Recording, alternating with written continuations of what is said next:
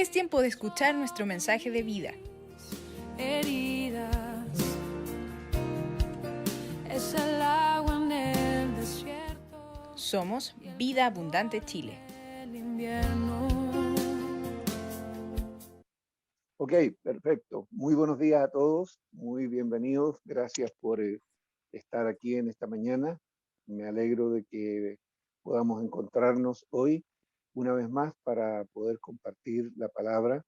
Y estamos viendo estos Yo Soy, eh, que creo que nos van a servir mucho. Todos los temas que hemos estado tratando últimamente han estado relacionados. Los Yo Soy están muy relacionados a todo lo que vimos acerca del Evangelio. De hecho, cuando estábamos viendo el Evangelio y estábamos por terminar, quien puso este tema en realidad en la mesa para honrar como corresponde a quien se debe, fue Walter, quien propuso este tema de que estudiáramos los Yo Soy, justamente por esta razón, porque están muy relacionados con tanto el evangelismo como, digamos, los temas anteriores que también habíamos estado viendo. Y creo que es muy bueno, y sobre todo el hecho de que nos hayan desafiado a tener una lectura de Juan. El libro de Juan, lo comentaba con Jorge en la mañana, decía que tiene una doble ventaja, porque cuando nosotros conocemos acerca del libro de Juan, nos ayuda mucho a evangelizar. Cuando nosotros queremos evangelizar, el Evangelio de Juan es uno de los evangelios que se recomienda conocer para justamente el tema del evangelismo. Ok, y como decía, como estamos viendo los Yo Soy, hoy día me toca en suerte a mí ver el Yo Soy de Juan capítulo 15. Como ya hemos dicho anteriormente, no vamos a leer el capítulo 15 porque ya se entiende que todos lo leyeron. Por lo tanto, solamente los vamos a ir mencionando a medida que vaya transcurriendo la exposición de la palabra. ¿Ya? Eh, una de las cosas que vamos a ver, ¿por qué Jesús usa esta expresión? Yo soy la vid verdadera. Cuando uno va leyendo cada yo soy, le van surgiendo preguntas. Y la primera pregunta que le surge a uno cuando lee este capítulo 15, ¿por qué Jesús usa esta expresión? Yo soy la vid verdadera. Cuando dice yo soy la vid verdadera, entonces me está diciendo y me está dejando el espacio para pensar que entonces hay una vid que no es verdadera. ¿Ya? La otra pregunta que nos hacemos viendo a quién les estaba hablando, Jesús lo que les estaba hablando aquí a los judíos. Entonces, la otra pregunta que surge es, ¿estaban los judíos familiarizados con esta expresión y figura de la vid verdadera? ¿Por qué? ¿Por qué Jesús la usa? Vemos que en todos los yo soy, Jesús no usa ningún yo soy simplemente por armar una frase o por armar un discurso. Cada vez que Jesús usó un yo soy, había un fondo, ¿no es cierto? Y ese fondo siempre estaba relacionado con el pueblo de Israel, ¿no es cierto? Y con el conocimiento de ese yo soy que los judíos tenían. Bueno, esta expresión de el yo soy la vid verdadera, ¿no es cierto? Claramente, para que los judíos la pudieran entender, tenían que tener ellos algún conocimiento acerca de esto. Y para eso, entonces, vamos a ir a la primera lectura de esta mañana para ir haciendo la introducción del capítulo 15 de Juan. ¿Ya? Y voy a pedirle a Jean-Pierre que por favor nos traiga los primeros textos. Según estas dos palabras que vamos a ver, los judíos sí estaban en conocimiento de este yo soy. ¿Ya? Salmo 80, versos 8 al 11. Y dice esto, hiciste venir una vid de Egipto, echaste las naciones y la plantaste, nótese, limpiaste sitio delante de ella e hiciste arraigar sus raíces y llenó la tierra. Los montes fueron cubiertos de su sombra y con sus sarmientos los cedros de Dios. Extendió sus vástagos hasta el mar y hasta el río su renuevo. Fíjense lo que el salmista está diciendo y a quién se refiere.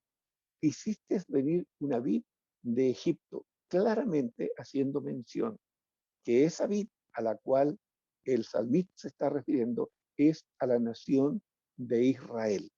Por lo tanto, como preguntábamos, ¿estaban los judíos de alguna manera eh, familiarizados con esta idea de la vid? Claramente sí, y aquí el salmista lo dice. Y, y se refiere, como dijimos, al pueblo de Israel cuando Dios lo hizo salir de Egipto. Pero fíjense todas las cosas que dice él. Limpiaste sitio delante de ella, e hiciste arraigar sus raíces y llenó la tierra. Los montes fueron cubiertos de su sombra y con sus sarmientos los cedros de Dios.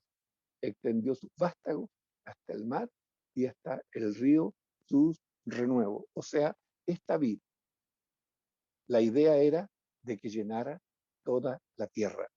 Ok, vamos a Isaías. ¿Qué dice Isaías al respecto? Isaías 5, del 1 al 7.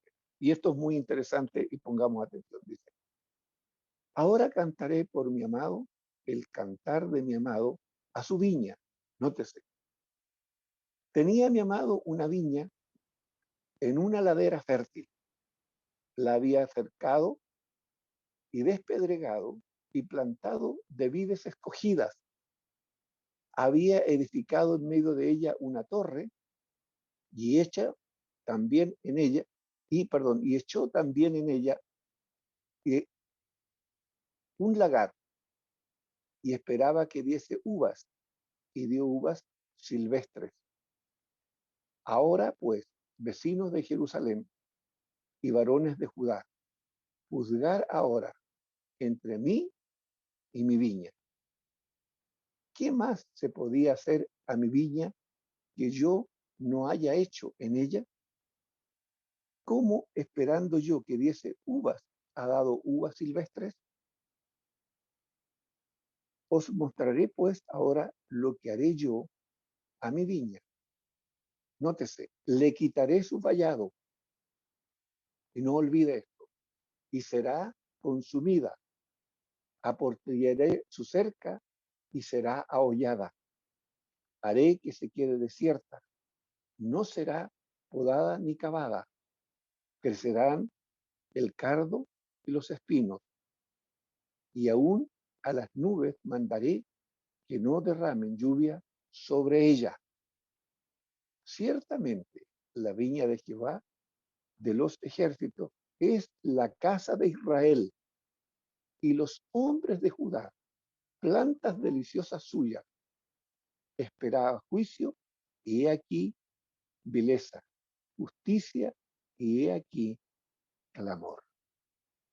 Nótense, esta vid, esta, esta viña que Dios había plantado, es una viña que se desmejoró y, si me permiten el término, aunque le suene fuerte, se prostituyó, ¿ya? Perdió su esencia, no, no dio con la expectativa que el Señor tenía de ella. Él la plantó de buena calidad, pero esta viña se apartó de él y se volvió viñedo silvestre y dio uvas agrias y no cumplió, como dije, con las expectativas que el Señor tenía. A causa de esto, el Señor dice que lo primero que hizo, quitó los vallados, la protección, el cuidado. Y luego vino toda la decadencia de esta vida. Entonces vuelvo a la primera pregunta. ¿Estaba el pueblo de Israel familiarizado con esta imagen y este término de la viña? Absolutamente sí. Por lo tanto, cuando Jesús dice, yo soy la vid verdadera, los judíos sabían de qué Jesús estaba hablando. ¿Por qué? Porque él tenían el conocimiento de la palabra. ¿Qué hizo que esta viña se echara a perder? Una vida escogida y que dio frutos silvestres o agrios, la echó a perder su orgullo, su testarudez,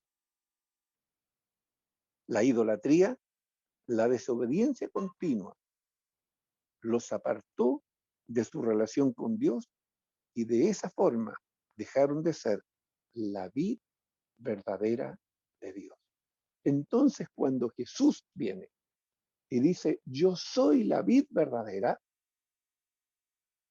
Jesús está estableciendo que la vid que representa al pueblo de Israel aquí, ahora es Él. Y vamos a ver por qué. Vamos a ver la declaración de Jesús. Vamos a Hebreos 10, 5 al 7. No, es Hebreos, aquí se puso Hechos, es Hebreos 5, 10, perdón, pero no importa, lo leo, no se preocupe, el término es hebreo, ¿ya? No es Hechos, es Hebreos, ¿ya? Es hebreo, pero tranquilo, no hay problema, ¿ok? Yo lo leo, del 5 al 7, ¿ya? Dice así, así tampoco Cristo glorificó, perdón, así tampoco Cristo se glorificó a sí mismo haciéndose sumo sacerdote, sino el que le dijo, tú eres mi hijo, yo te he engendrado hoy. Como también dice en otro lugar, tú eres sacerdote para siempre, según el orden de Melquisedec. Y Cristo, en los días de su carne, ofreciendo ruegos y súplicas con gran clamor y lágrimas al que le podía librar de la muerte, fue oído a causa de su temor reverente. Perdón, yo también me estoy equivocando, no es la cita, yo estoy leyendo, es 10, perdón, hoy día tenemos, estoy mal, yo es 10, yo dije 10, perdón, del 5 al 7, perdón. Por lo cual entrando en el mundo dice, sacrificio y ofrenda no quisiste, más me preparaste cuerpo, holocaustos y expiaciones por el pecado no te agradaron. Entonces dije, he aquí que vengo, oh Dios, para hacer tu voluntad. Nótese la actitud de Jesús ante el Padre. Vuelvo a repetir, del 5 al 7. Por lo cual, entrando en el mundo, dice, sacrificios y ofrenda no quisiste, más me preparaste cuerpo, holocaustos y expiaciones por el pecado no te agradaron. Entonces dije, he aquí que vengo, Dios, para hacer tu voluntad. Entonces, cuando Jesús dice, yo soy la vid verdadera, está diciendo, yo estoy aquí para hacer la voluntad del que me envió. Él representa al verdadero Israel, sumiso y obediente a Dios. Ese Israel que Dios lo cercó, que Dios le puso vallado, que Dios le dio todo para que creciera y se ramificara y se desarrollara y fuera un testimonio delante del mundo. Dios Dios lo plantó y luego lo cercó. Para los judíos el concepto de que Dios lo había cercado era que Dios le había dado toda la palabra, le había dado todo el consejo, le había dado todos los mandamientos para que Israel aprendiera a andar delante de Dios y le obedeciera. Cuando el pueblo de Israel, por su pecado, por su desobediencia, se apartó de Dios, Isaías dice es lo mismo que si Dios hubiese quitado todos los vallados, toda la protección que él había puesto y dejó al pueblo que simplemente se desbandara. ¿Para qué? Para el día de mañana, cuando viniera el Mesías, ¿no es cierto? Cuando viniera y viniera Jesús y pudiera declarar delante de ellos, yo soy la vid verdadera, ellos se pudieran recordar lo que ellos habían hecho en los tiempos pasados, cómo ellos se habían apartado, ¿no es cierto?, de delante de Dios para hacer su propia voluntad. Fíjense lo que dice Juan 5:19. Vamos ahora, Jean-Pierre. Juan 5:19. Juan 5:19. Fíjense, Jesús nos reitera una y otra vez este concepto. Respondió entonces Jesús y le dijo, de cierto os digo, no puede el Hijo hacer nada, nótese, nada por su propia cuenta, sino lo que ve hacer al Padre, porque todo lo que el Padre hace, también hace el Hijo igualmente. Fíjense, primero, vemos aquí el concepto de unidad del Padre y el Hijo, y segundo, vemos la obediencia del Hijo hacia el Padre, de la sujeción del Hijo hacia el Padre, y sobre todo en la toma de decisiones, que es algo que también a nosotros nos toca muy fuerte. El Hijo no toma ninguna decisión por sí mismo, sino que hace todo lo que el Padre le ordena. ¿Ok? Dice, no puede el Hijo hacer nada por sí mismo. Fíjense, dependencia, sino lo que ve hacer al Padre, porque todo lo que hace el Padre también lo hace el Hijo. Principio que Jesús nos está enseñando a nosotros. Si usted es hijo de Dios, si usted es una hija de Dios, el principio aquí es sujeción, obediencia. No tomo mis propias decisiones, no hago mi propia voluntad, sino que hago lo que el Padre me dice. ¿Y cómo lo sé? Por el consejo de la palabra. Principio. Ok, Jesús aquí le está hablando al pueblo de Israel y nos está hablando de nosotros de volver a tener este principio. Principio que el pueblo de Israel, según lo que nos relataba el profeta Isaías, no lo hizo. Dios les entregó la palabra, los cercó con la palabra, ¿no es cierto? Los plantó, los regó y todo, pero ellos lo desecharon y se transformaron en vides silvestres, ¿ya? De frutos silvestres, de frutos de desobediencia, ¿no es cierto? Que finalmente deshonraron a Dios. Ok, vamos a la otra cita, Juan 5:30. ¿Qué dice Juan 5:30? No puedo yo, fíjese, hacer nada por mí mismo. Fíjese, está hablando Jesús. Insisto, esto es muy valioso que nosotros lo entendamos, porque nosotros somos seres humanos que hemos conocido al Señor y que decimos que Jesús es el Señor de nuestra vida y que Dios es nuestro Padre. Pero la pregunta que hoy día nos tenemos que hacer, ¿nosotros estamos teniendo la misma actitud de Jesús delante del Padre? Porque Jesús dice esto, no puedo yo hacer nada por mí mismo. Según oigo, así hago. ¿Y a quién oye él? Al Padre. Y mi juicio es justo, porque no busco mi voluntad, nótese. Jesús nunca buscó hacer su propia voluntad.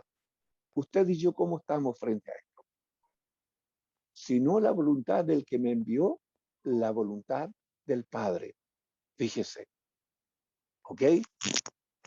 Entonces, principio que Jesús nos está enseñando aquí. Sujeción, obediencia y hacer lo que el Padre nos dice. ¿Y cómo, insisto, cómo sabemos esto? Por la palabra. Por eso es tan importante el conocimiento que nosotros tengamos de la Escritura, porque cada vez que nos enfrentamos a alguna situación en nuestra vida, ¿cómo voy a saber yo o cómo va a saber usted qué hacer frente a esas situaciones? Es recordar, es saber, ¿no es cierto?, lo que la Escritura me aconseja frente a las distintas situaciones que vivimos, que es lo que nosotros debemos de hacer. ¿Qué más dijo Jesús al respecto? Juan 8, 28 y 29.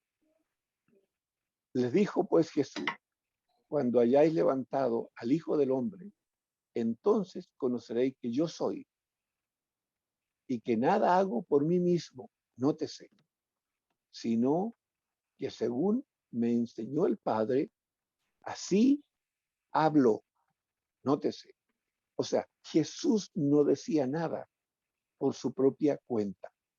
Aún cuando él va a la cruz, y como vimos el domingo pasado, Jesús A Jesús no lo lleva a la cruz los hombres. Dios, sin embargo, crea todas las circunstancias porque se está cumpliendo en Jesús lo que Dios desde antes había determinado que sucediese. Por lo tanto, la muerte de Jesús en la cruz fue todo lo que el Padre había preparado desde antes para que así aconteciese. Aquí Jesús nos está diciendo, he aquí nada hago por mí mismo, sino que según me enseñó el Padre, así hago. Y nótese la palabra enseñó. ¿Qué es lo que el Padre le ha estado enseñando a usted en este último tiempo, en estas últimas semanas? ¿Qué es lo que el Padre le ha estado recordando de la palabra? ¿Estamos siendo obedientes a esa palabra? Porque el que me envió conmigo está. No me ha dejado solo el Padre, porque yo hago siempre lo que le agrada. Otro principio, si usted quiere la presencia continua del Padre en su vida, la acción correcta es hacer siempre lo que al Padre le agrada. Jesús dijo, he aquí yo estoy con vosotros todos los días, pero ese yo estoy con vosotros está sujeto al yo hago siempre lo que al Padre le agrada. Ojo con eso. ¿Por qué? Porque en este capítulo, si hay algo que nosotros tenemos que rescatar, es el principio de la obediencia, es el principio de la sujeción, es el principio de la relación íntima de Dios y el hombre. Ok. Jesús en los primeros 3 versículos de Juan 15 deja establecido 3 hechos importantes. ¿Cuáles son estos? Jesús dice, yo soy la vid verdadera y mi Padre es el labrador. Todo pámpano que en mí no lleva fruto, lo quitará, y todo aquel que lleve fruto, lo limpiará para que lleve más fruto. Ya vosotros estáis limpios por la palabra que os he hablado. Fíjense, aquí hay 3 actores, si ustedes me permiten. Está el labrador, ¿no es cierto? Está la vid verdadera y el Padre que es el labrador, y estamos nosotros que somos los pámpanos. ¿Ok? Toda vid necesita del labrador para que la cuide, la limpie y la riegue, que es lo que veíamos en Isaías. El labrador es el Padre y él el que nos cuida, nos limpia, nos riega, también poda.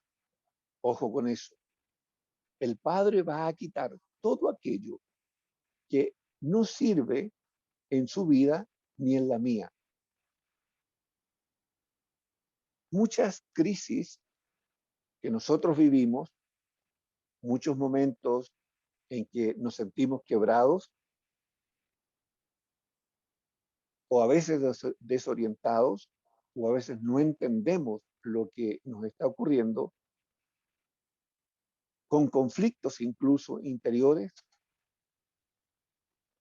muchos de ellos tienen que ver con el hecho de que Dios, como el labrador, está actuando sobre nuestras vidas y Él está cortando, está podando cosas en nuestra vida o nos está instando a que nosotros renunciemos o quitemos ciertas cosas que a Él no le agradan, y porque como en la relación de intimidad que Él está procurando con nosotros o que nosotros también debemos procurar con Él, entonces Dios nos empieza a mostrar, ok, ¿quieres una mayor intimidad con esto?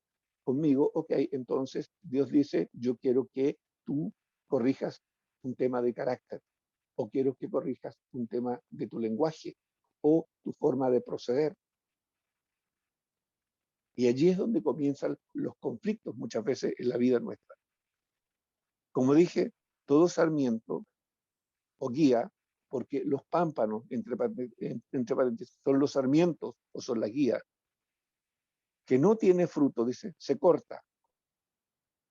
Entonces, cuando un viñador llega el tiempo del rebrote, él vuelve a revisar toda su viña. Y al revisar toda la viña va mata por mata.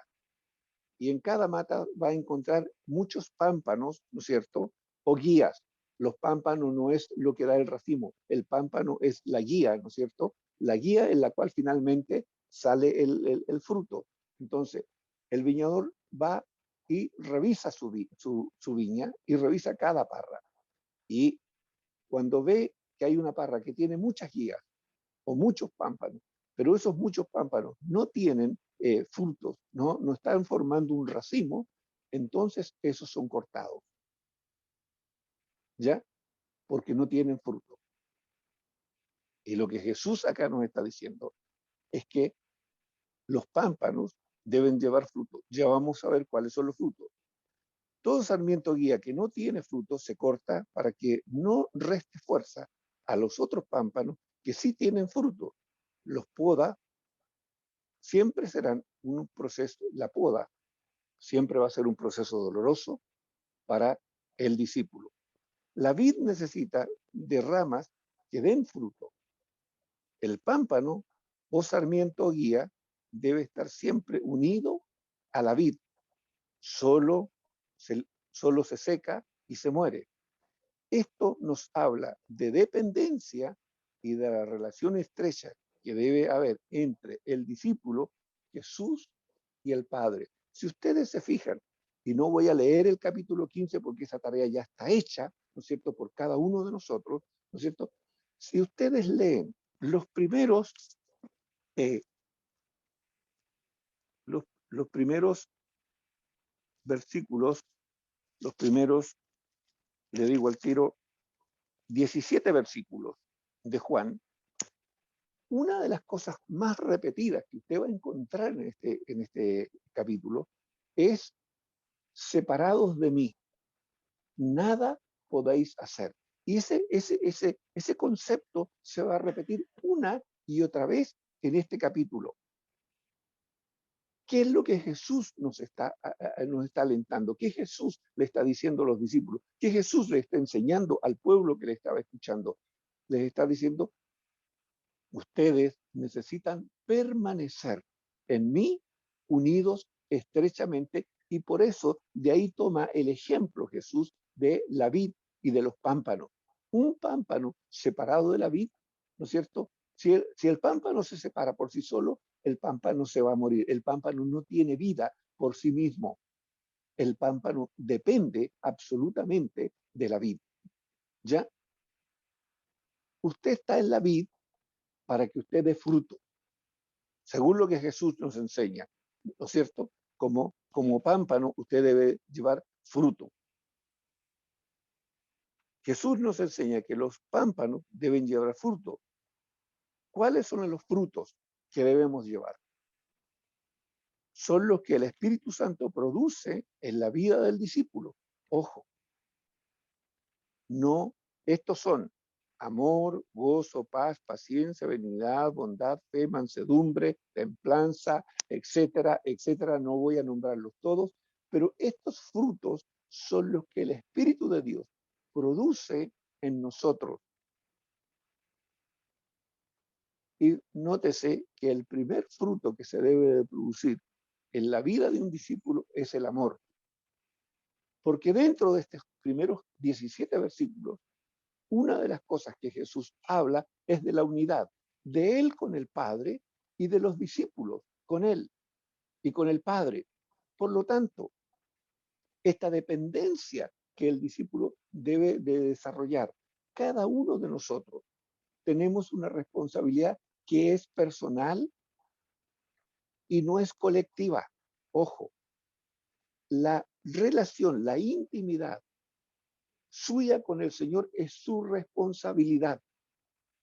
No es responsabilidad de nadie más, es responsabilidad suya y de nadie más, como dije. Ahora, ¿cómo se desarrolla esta relación?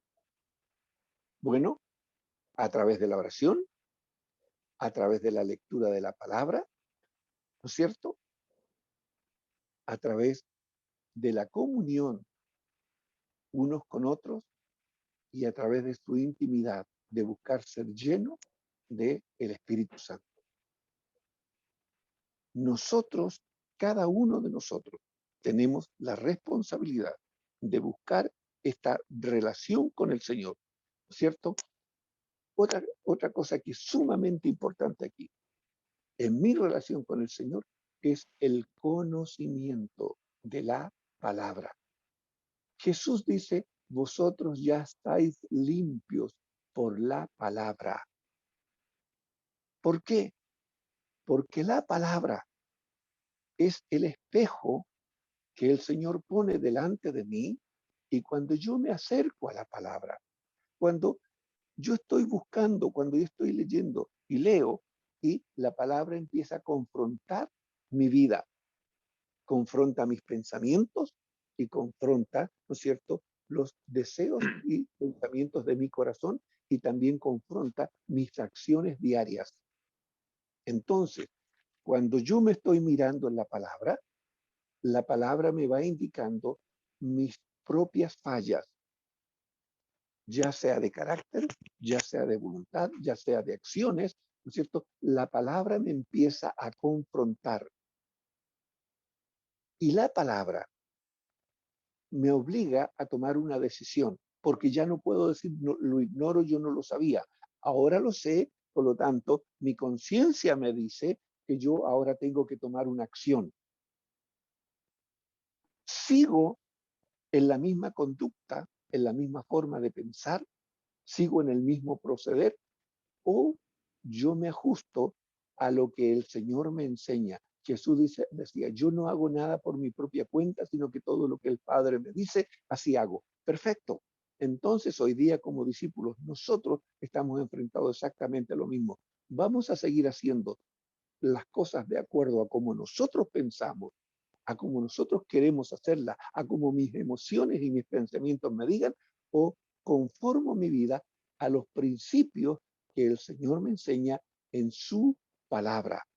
Por eso Jesús dijo, vosotros ya estáis limpios por la palabra, porque la palabra me indica mis fallas, y allí está mi voluntad para decir, Señor, reconozco que en esto yo estoy fallando, Señor, estoy mal, con esto he pecado delante de ti, Señor, lávame, límpiame, Señor, y ayúdame cómo yo debo de mejorar mi conducta diaria, sea como esposo, como esposa, y esto está relacionado, fíjense cómo, con lo que nos compartía Joanny, ¿no es cierto?, como joven, como adolescente, en todas las etapas de nuestra vida en la que nosotros nos encontremos, la palabra me confronta y la palabra me obliga, ¿no es cierto?, a obediencia o desobediencia.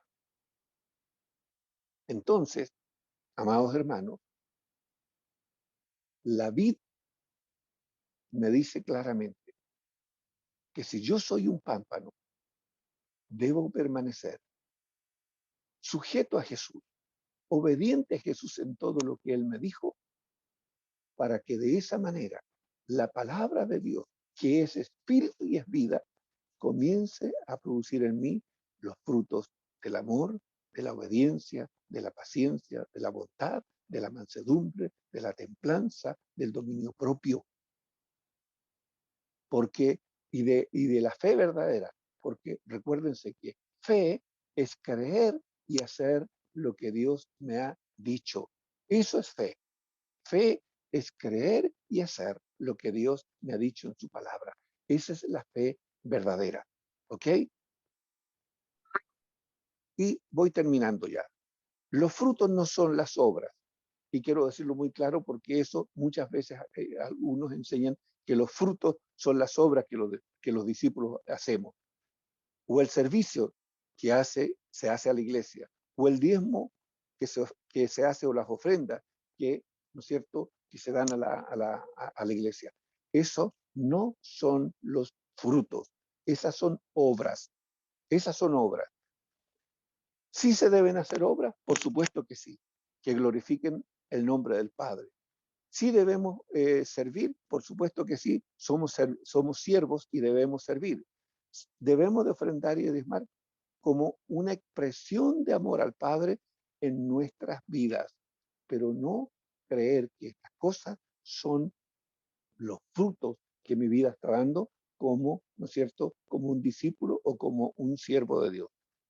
Lo más importante que nos enseña este yo soy es la dependencia e intimidad necesaria del discípulo y su Señor para crecer y llevar cada día más fruto del Espíritu. ¿Ok?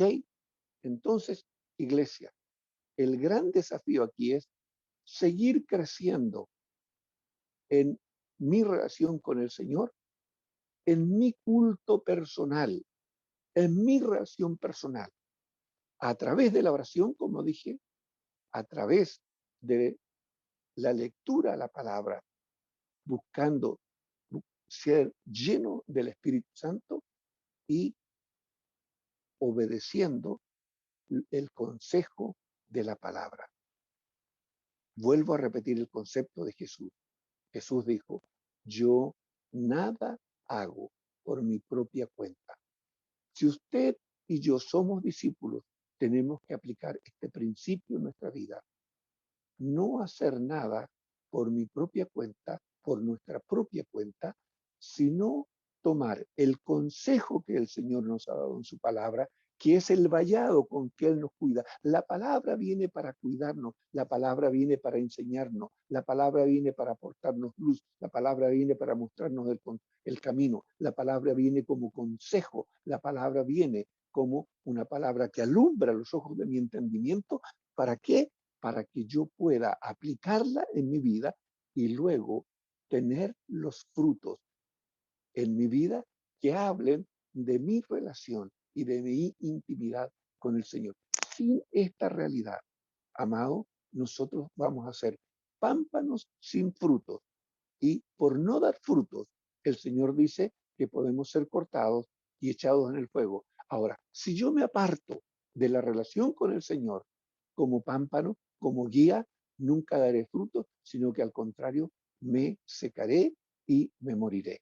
Por lo tanto, insisto, principio básico y elemental que me enseña este término de la vid verdadera es mi dependencia 100% del Señor. 100% en todo, desde el principio más básico. Nada tengo que hacer por mi propia cuenta. Tengo que aprender a tomar los principios, las enseñanzas de Jesús y aplicarlas a mi vida. ¿Y cómo logro eso? A través del conocimiento de la palabra. Tomar el consejo de la palabra para aprenderlo a aplicar y tener la humildad en el momento de decir, Señor, ¿sabes qué? Frente a esto me cuesta. Esto no lo entiendo, esto me cuesta. Señor, por favor, necesito tu ayuda. Señor, sin ti yo no lo puedo lograr. Jesús dijo que todo lo que el Padre le decía, así Él hacía. Si usted y yo somos hijos de Dios, tenemos que hacer todo lo que el Padre nos enseña en su palabra y no andar conforme a nuestros pensamientos o a nuestras tradiciones o a nuestras propias ideas, porque eso simplemente será rebelión delante del Señor. Iglesia, espero que esta reflexión nos ayude a todos y que nos animemos unos a otros a ser obedientes delante del Señor. Que el Señor les bendiga.